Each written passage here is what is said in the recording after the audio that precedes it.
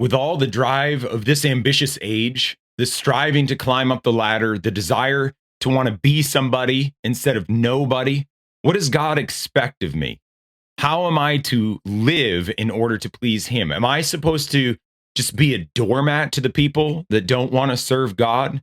Good morning and welcome to God's Resistance.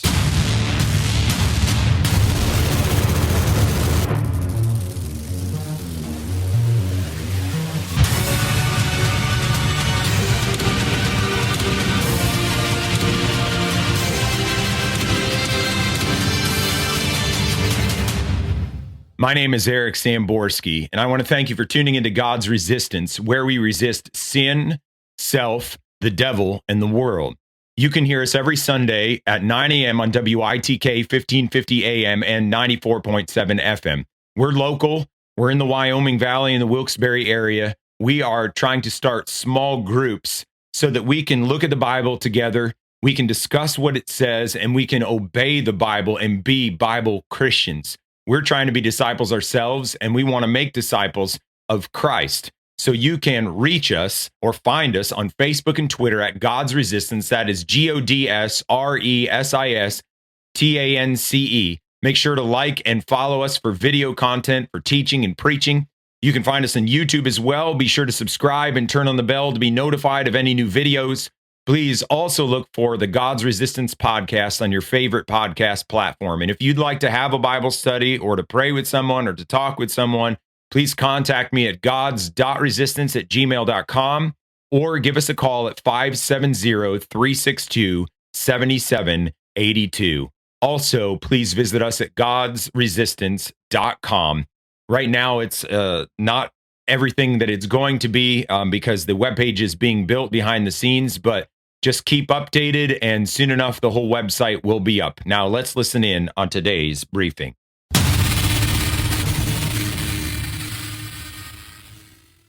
Today, we're going to be looking at the Beatitudes in Matthew chapter 5. This is a great teaching of Jesus. There is so much packed in this small sermon. I say small sermon when you think about the entire life of Jesus, but it's extremely important to us in these days because it cuts right to the heart, and that's what Jesus often did. So let's just start right here in the beginning. It says there in Matthew chapter 5, verse 1, seeing the crowds, that's Jesus, he went up on the mountain, and when he sat down, his disciples came to him. So a few things we want to look at here. Said that he was seeing the crowds. What crowds are these? That's helpful for us to know the context of the scripture so we can kind of get a picture of what's going on and apply it right.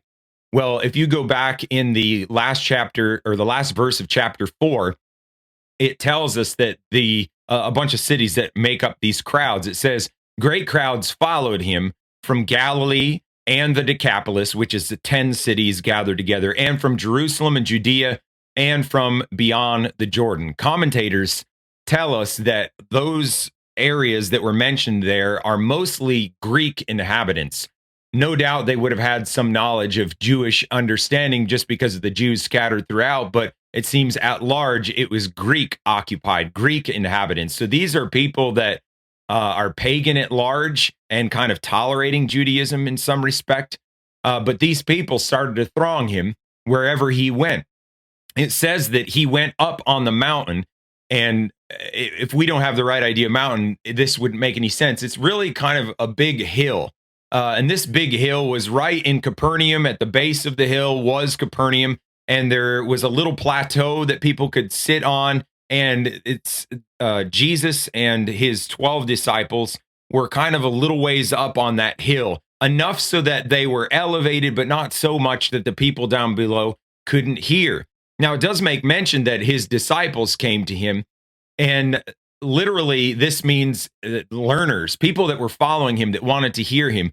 But I think it's specifically also talking about those 12 disciples. Now, in Matthew, the book wasn't written in a chronological order per se, but when we pull the Gospels together and compare things, this in order was right after Jesus had been praying all night in the mountain and had selected the 12 apostles.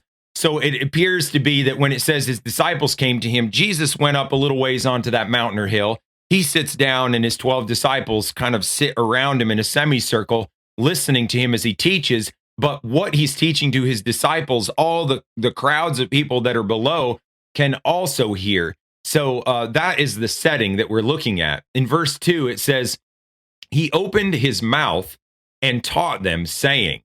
Now, teaching them, Jesus wasn't just a dry doctrinal teacher, much like what the people would have been used to with the scribes and the Pharisees. He was not just doctrinal. He was far more concerned about the life and manner of the kingdom of God. He wanted people to live out these truths, to live out this kingdom. This was a kingdom of an indwelling God. This was not just some dry doctrinal form. You dress in these robes, you do this ritual, and you basically play the part. These teachings that Jesus was giving was talking about a kingdom in which God dwells in the heart, in which there is a radical change. It was a kingdom of grace and empowerment. They would have been exposed to the Jewish doctrinal system. Now, the Jews at those time were very much into the Talmud, which was mixed with much superstition, and it had gone so far off the rails from what God originally intended that Jesus at large, going through the Sermon on the Mount, is tackling their sacred cow to bring the truth to bear upon their conscience. So they would have known that and been exposed to that Jewish doctrinal system, obviously the Jewish people that were in the crowd, but even the Greeks, because if they were at any bit exposed to the synagogues and such, these would have been the teachings that were prevalent amongst the Jews.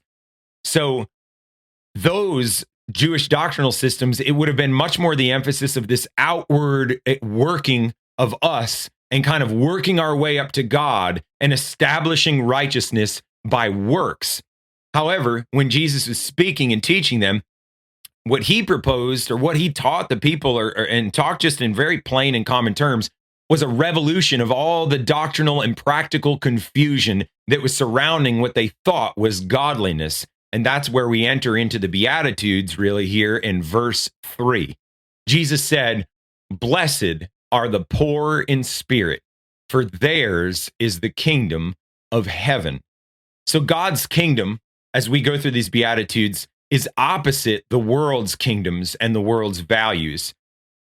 The world has one way of looking at things and kind of elevates certain marks of character, certain ambitions and all in a definite manner. And the way Jesus taught flipped it all upside down. He starts with saying, blessed. Now, this isn't just happy, but a divine happiness, a heavenly joy. So he says, you have this heavenly joy to you who are poor in spirit.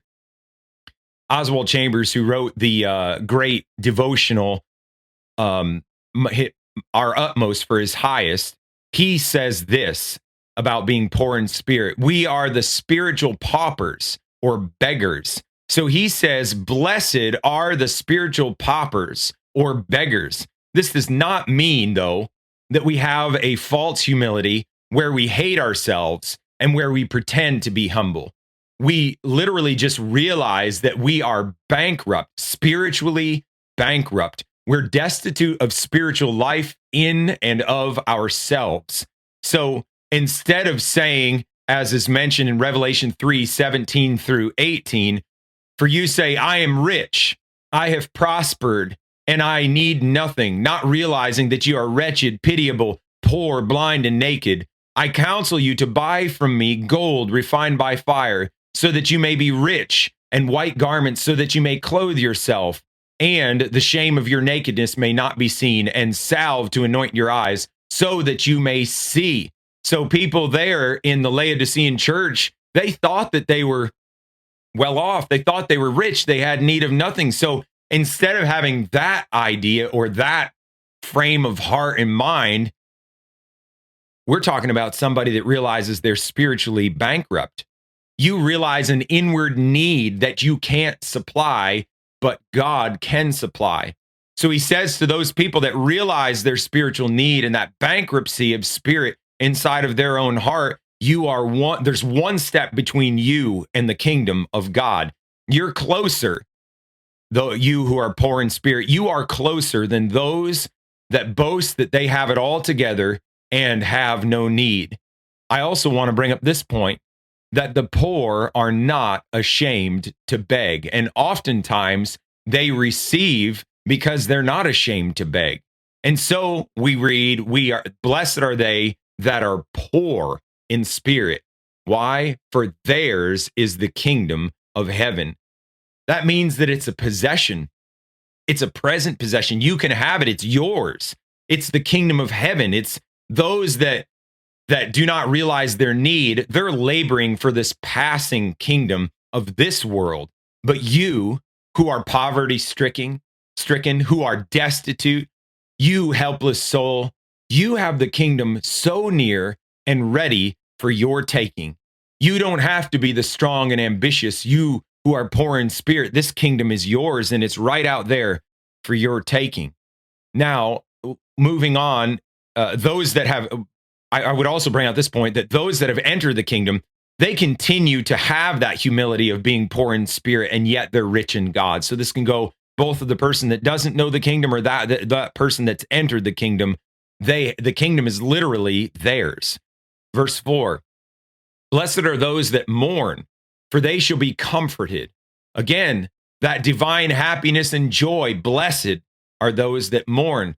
We need to define that for a minute. Mourning is talking about grief, wailing, sorrow, and particularly in this case, that sorrow over sin. There is no hiding their sin, the people that mourn. They're not trying to paint it gold. They're not trying to ignore it. They see it as the ugly thing that it is. And transgression, and really what that is transgression against a merciful and loving God. It's an assault. Sin is an assault on how God created us in his image. He said, blessed are those that mourn like this over their sins, that aren't trying to hide it. They see it for what it is, and it grieves them in their heart. God says, Jesus says, you who are in this state, you'll be comforted. You shall be comforted. It's a certainty. It is impossible to be comforted if there is no grief or if there is no sorrow. And this is not just this shallow pat on the back from friends, this kind of a comfort. It's the comfort that comes from a pardoning God, a God that forgives the soul, that sees how destitute they are, how they have sinned against a loving and a just God. And that comfort, the only comfort that is satisfying to them is the one that comes from God. And that's what he means by blessed are those that mourn, they shall be comforted. Only forgiveness and cleansing bring that deep and radical comfort. Verse 5, blessed are the meek, for they shall inherit the earth. Again, this blessedness is that divine happiness, that heavenly joy. And he said, blessed are the meek. It's meek, not weak. A lot of people have a wrong understanding of the word meek, and they think that this just means, I was talking with a man out on the street, and he said, I know about that scripture that says, blessed are the meek, but he said, if you're meek in this world, you're going to get stepped on. You're going to get run over. I got to stick up for myself. I got to stand up for myself. So he equated meekness with weakness, but the Bible doesn't equate meekness with weakness. Meekness in its basest form is humility. When I mean its basest form, I mean in its essence is humility. But really, I would best describe meekness as strength under control.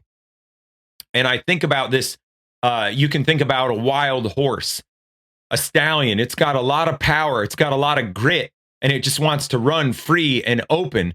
And that kind of power without strength is useless to somebody else, could even be dangerous.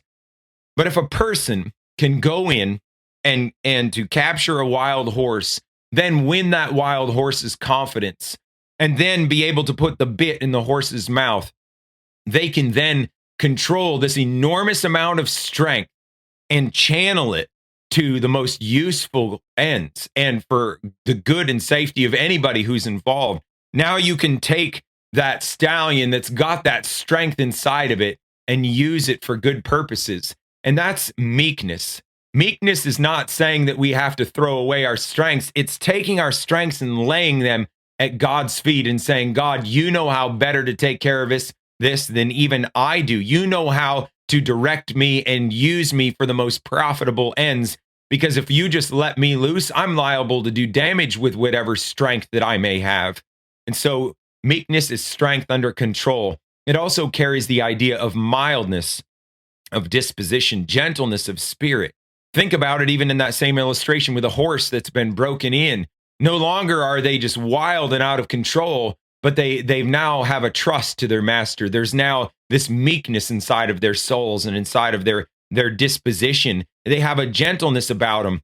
They don't run roughshod over people. And somebody who's meek, they don't run roughshod over people to get their own way. Let the users and abusers get their reward now, because they will get none later. For we're told that those that are meek will inherit the earth. Doesn't that seem so backwards from the way the world looks at things? The world's ambition is to climb up the ladder, whatever it takes to get to the top.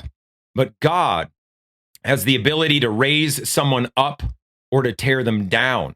No one can bully and coerce God to do what they want him to do, because God is sovereign over all. He is the ruler over all. There is not one name in heaven and earth that is above him.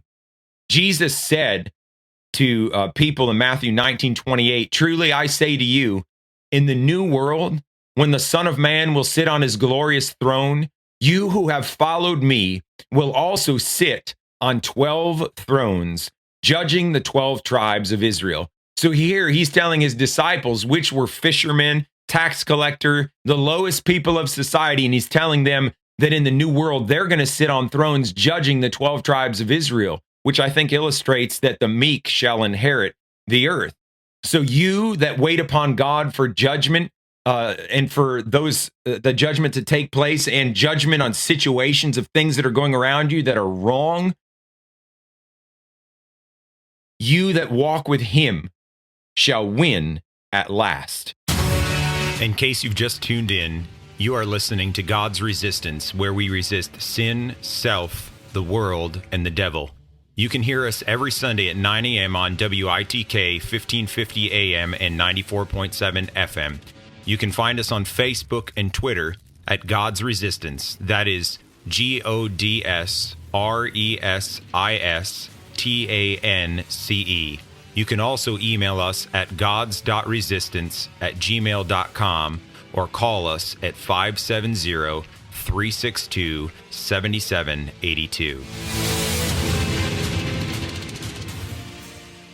Picking up at verse 6, we read, "Blessed are those who hunger and thirst for righteousness, for they shall be satisfied." Again, that divine happiness and blessedness to these people. Now, hungering and thirsting for righteousness, think about hungering and thirsting just in the normal practical sense. Hunger and thirst are the appetites needed in order for food and water to satisfy us as people, as living organisms. And, you know, if we're not hungry and we're not thirsty, we're liable not to eat and we're liable not to drink. God has implanted those desires in us as survival. And if we as people are not hungry and thirsty in our soul, there is trouble. If we have a lack of a hunger and thirst, then we will get no real salvation. There will be kind of a shallow spirituality about us, but the people that really hunger and thirst after righteousness aren't satisfied for some meager little change of life. They want righteousness. They're hungering and thirsting for true righteousness, and that righteousness is not only a state of being right, it means to be justified. All the wrongs and the past sins that I've done have been covered under the blood of Jesus Christ, and I've now been made right. According to the law of God, I've now been made right. I have been pardoned and justified. But that righteousness doesn't just stop there.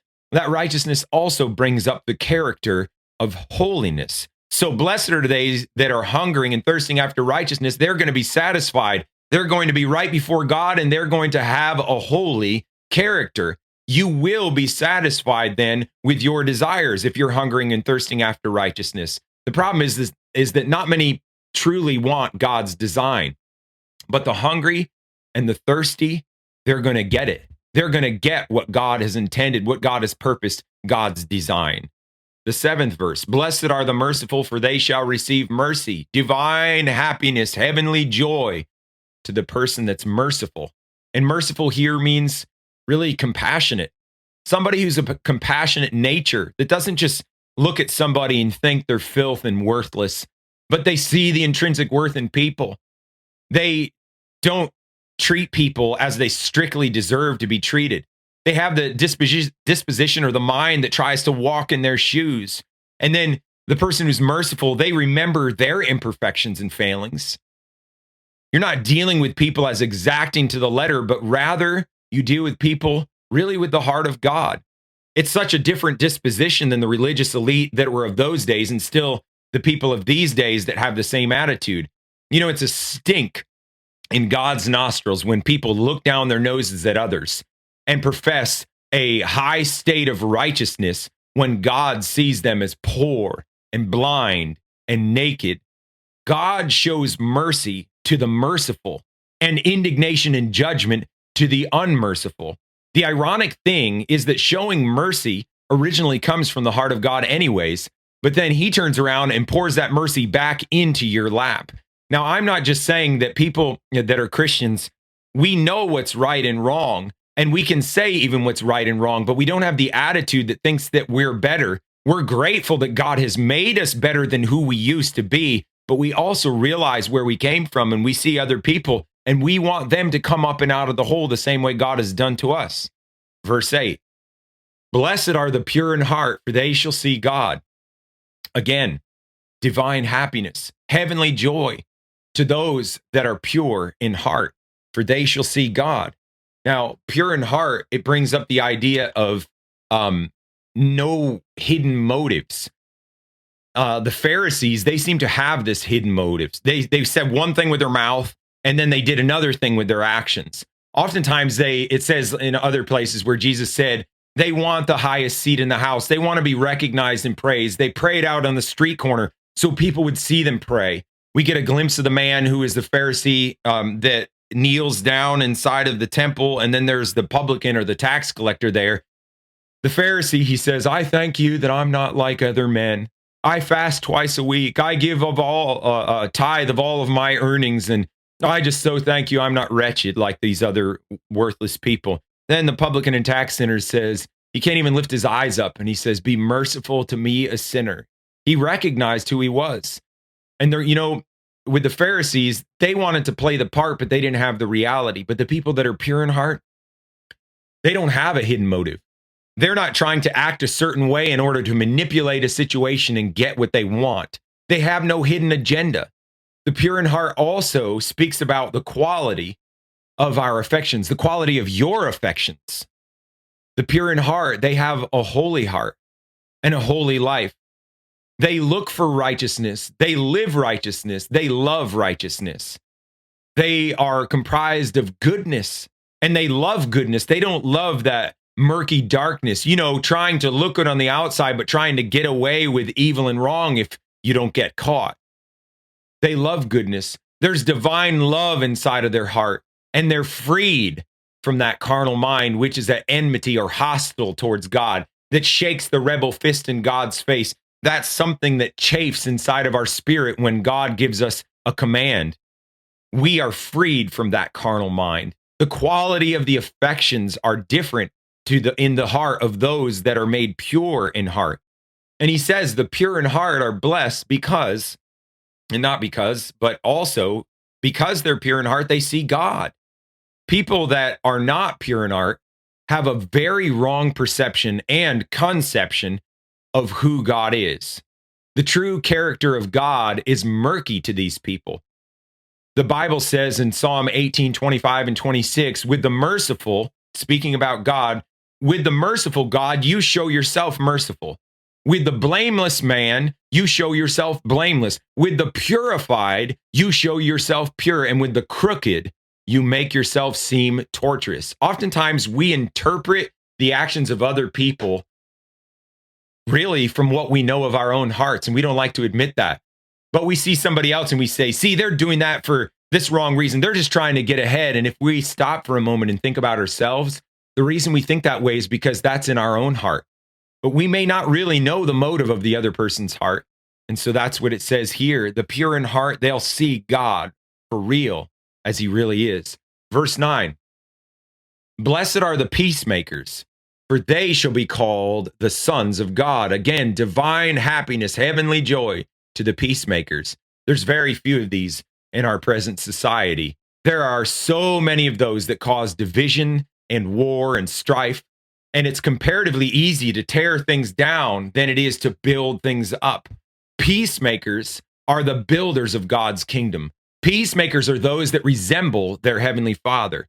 Watch out for those divisive people that call themselves the children of God. The gospel itself, we're told, will divide, but see to it that you do not have the divisive spirit, something totally different there. And we're told that these peacemakers, they're called the sons of God. Why?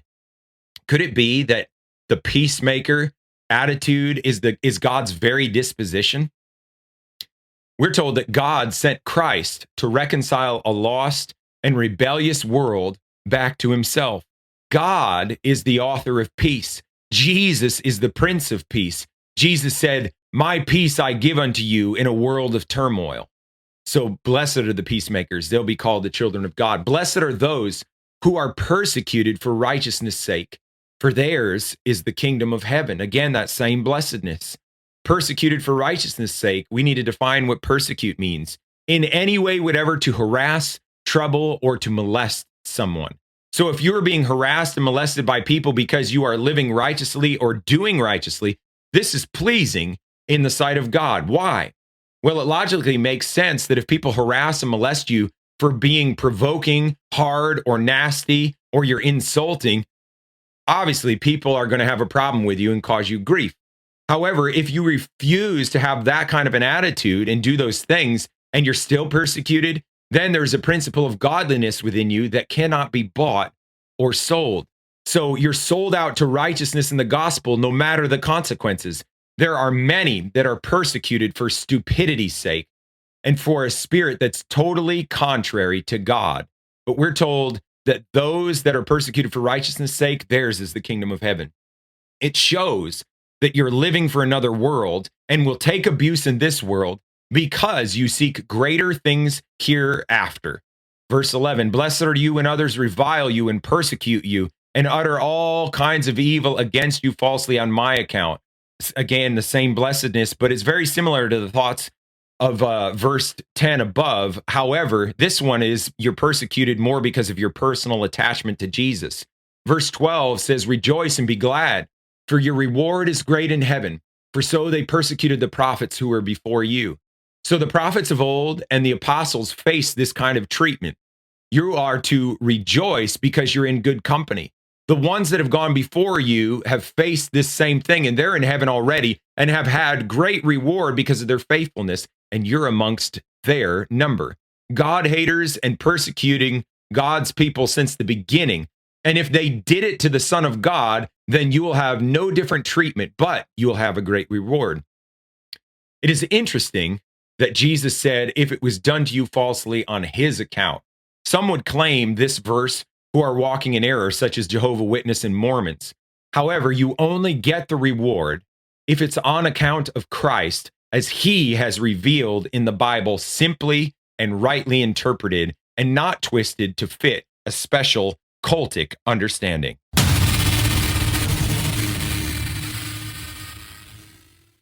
Did you feel like you were on the lowest rung of the ladder as you listened to this broadcast? Do you feel so contrary and foreign to the ambitions of the world around you? Do you feel like there's no way you can be successful in this world? What do you think now about your fitness for the kingdom of God after having listened to Jesus' Beatitudes? After listening to Jesus' words, do you feel a surge of hope in your heart? You feel that there may be a chance for you to be somebody in God's sight? Are you willing to swim against the current of this world and head in the direction that God is calling you? Your next step is to call us at 570-362-7782 or email gods.resistance@gmail.com so that you can introduce yourself, set up a time to meet so that I can help you, I can coach you and help you to further your walk with God. Make sure also then to like and follow us on Facebook, Twitter, and YouTube. because we put up more teaching and preaching to help you on your journey. And you can also connect with others that are going through their journeys. Also, tell your friends about this broadcast every Sunday at 9 a.m. here on WITK, 1550 AM and 94.7 FM. And tell your friends about our social media accounts. And also visit godsresistance.com. And if you do that, then you will be helped along in your journey in trying to walk with God. Now join the resistance, God's resistance.